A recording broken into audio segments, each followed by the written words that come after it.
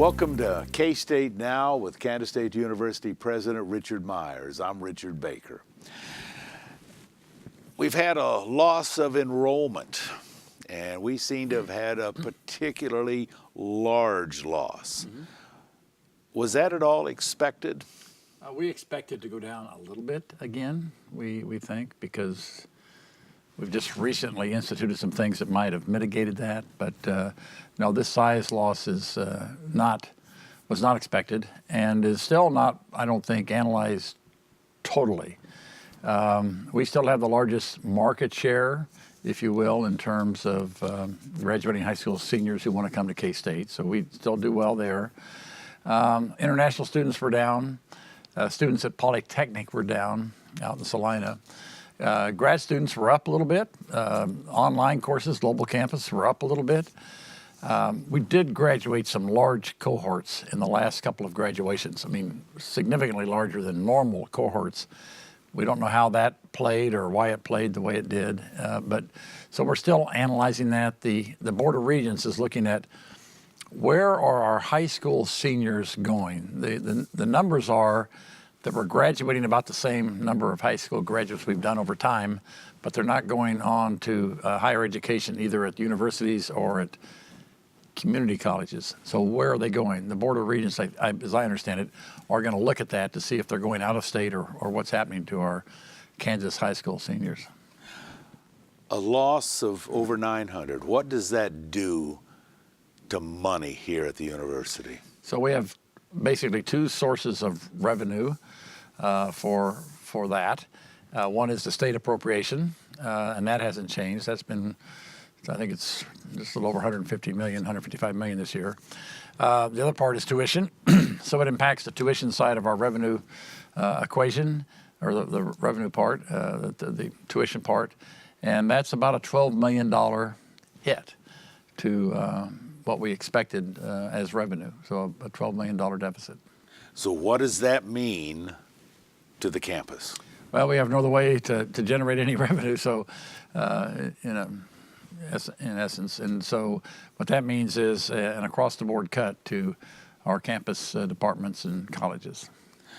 Does that mean a possible loss of jobs or a loss of courses? We don't think so. It will probably, as it has due to state cuts over the last several years, it will probably result in, delayed hiring decisions in some cases. This will be up to the colleges and their department heads and unit heads and so forth as how they want to absorb this loss. But they've been cut so many times over such a long period of time as the state budget has declined, state support to higher education, that they don't have a lot of flexibility. And given that 85 to 90% of our budget is in people, delaying replacements or electing not to replace somebody for a while are options that they can consider. At the moment, we don't see any reason for mass layoffs. The legislative session will be starting in a couple of months. Are there worries about what might happen there that would add to our problems now? Well, you never know. We'll have to wait and see. The new tax plan they put in place in the last session is producing, at least the first quarter, more revenue than was projected. That's a good thing for the state of Kansas, though. They have more revenue than projected, so that means they're probably not going to go exercise any cuts. So we'll just have to see how that plays up. Let's see what the second quarter yields and so forth as we go into that legislative session. So I don't think it's too early to speculate. You said we really didn't know what caused this enormity of cuts. Are we looking at different ways of recruiting? Are we looking at other avenues that might help us out? Well, in anticipation that we would be down this fall, we started more aggressively trying to recruit out-of-state students. So we have recruiters in places like Denver, Dallas, Chicago, St. Louis, the Kansas City metro area, where we thought we could start to attract some out-of-state students, where we think a lot of our loss is. If Kansas high school graduates aren't coming to higher education in Kansas, where are they going? Like I said, the Board of Regents is going to try to figure that out. In the meantime, we think we need to get to the scale we need to be at around Kansas State University, we need to recruit out of state. So we took those steps this summer. They took effect. We did the same thing in international programs. International students were down more than expected, perhaps because of the visa uncertainties that the United States has right now in terms of certain students. So we're trying to recruit more aggressively internationally as well. Is there a chance that we might have another loss next fall? Yeah, I think so. So one of the things we've put in place is we're in the process, the final parts of the process of hiring a strategic enrollment consultant, somebody that consults nationally, looks nationally, probably has databases that we don't have or have access to, that can help us understand what's happening nationally and how we can boost our enrollment. They're starting here in the next month probably. The problem is that's not going to have much of an impact on next fall. Those decisions are being made by students this fall. So I think we can turn it around to some degree with our recruiters that have been out working in these surrounding states. So I think we can stem some of that. We can, if you will, stop the bleeding. But how much we can start an uptick, I don't know at this point. I don't think we're going to count on too much. We just like to kind of stop it, and so from there we can move forward. I think we'll be successful in this. I think all these things that we're doing will be successful. Now, it's my understanding our tuition is not that much different from surrounding states, is it? No, it's very, very similar. Some states actually have in-state tuition that is about equivalent to our out-of-state tuition. So I don't think they're any close to us, but there are those across the country. So our tuition is probably not the factor here. Is there any hope that we might be able to get more money?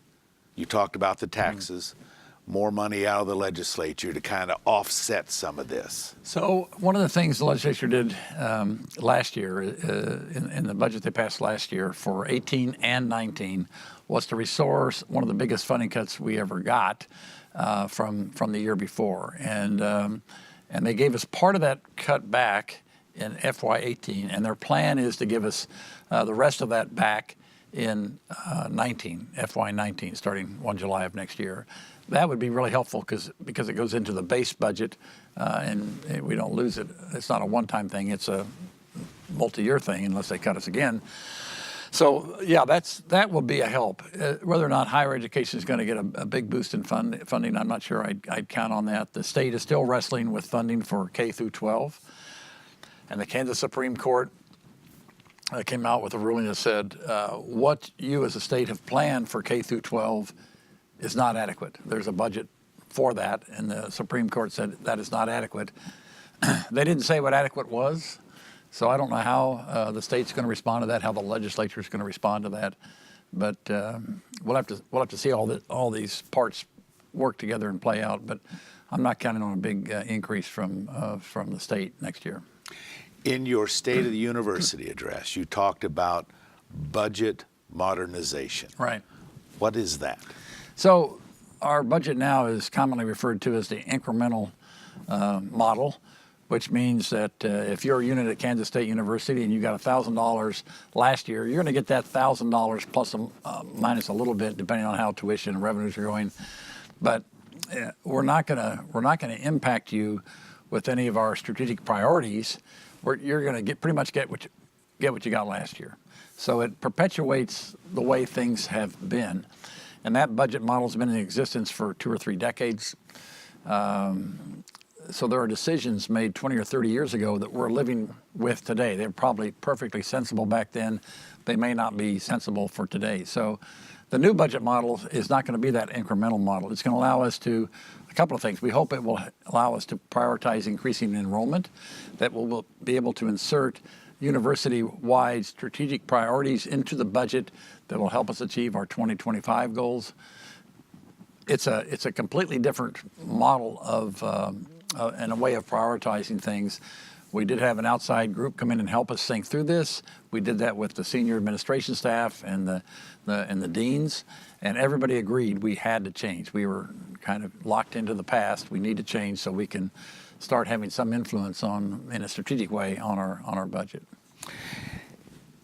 Kansas State University has an impact more than just here. It benefits Manhattan, Riley County, and the state of Kansas. What does the monetary problems the university is having right now, what does that do to other areas? Well, if problems persist, then it would probably decrease our economic impact, at least potentially. I think the Board of Regents did a study, and people can look this up. It's probably on the Board of Regents website. I can't remember exactly, but they were talking about return on investment for the state dollars invested in higher education. And there's a big return, like a 10 or 11 times return on the money that we put into education that pays back in jobs and to our economy. That's pretty powerful. We know we're over $1 billion in impact to our region here, the close-in region around Raleigh County, and the other counties, Pottawatomie and Gary, and that's a huge impact just in and of itself. But more importantly, there was a study done by the Federal Reserve. Now it's pretty old. I think it's around 15 years old, and they haven't done one since. But what they came up with, I think, makes sense today, intuitive sense anyway. They said if you want to increase economic prosperity, and if you want to increase wealth, the way you do it is through good ideas and talented people. In other words, education really counts here. That's where you get the talented people, and that's often, not always, where you get the really good ideas. But you put those two things together, and that's how economies flourish and people flourish. The same concept is true today. So if we're not producing the kind of talent that Kansas needs, and most of the numbers show you that the workforce demands are not being met by the Regent universities today. So if we have a deficit in our talent, then we're not going to be producing the economic prosperity that we should for our state. Is the university putting into place, and I'm not sure what to call it, something like a fail-safe budget if we have a problem, hopefully not nearly as severe, again next fall? So fail-safe, I'm not sure. I'm not sure how to call it either, but just some plan that you've already got in place or you're working on to handle budgetary problems as we face this all over again. Well, I think if so implementation of our new budget model, it's under discussion when that will take place. It could take place as early as next July when we start our new fiscal year, or it could be a year past that. Those are the two times we're talking about. If that new model were in place, I think another deficit in funding, whether it's state or tuition-based, will allow us to do things more strategically than we can today. For instance, and this is very hypothetical, but let's say we had one unit that was no longer producing the number of students it did 5 years ago, and there were reasons for that, but there wasn't a need, whatever, it was too expensive. Then we could, in a new budget model, we can impact that particular unit and dedicate perhaps less resources to them and more resources to places where we have enrollment growth. One thing about enrollment, it's not in growth or declines. They're not even across all the colleges or even all the departments. So some are going up, some are going down, some are staying flat. And right now, we don't have a good way of acknowledging that or where our priorities are on campus. And I think the new model will help us in that. But I'm not sure I would call that a fail-safe. Okay. But I think I know what you mean. Yeah. Okay. Thank you very much. This has been K-State Now with University President Richard Myers. I'm Richard Baker.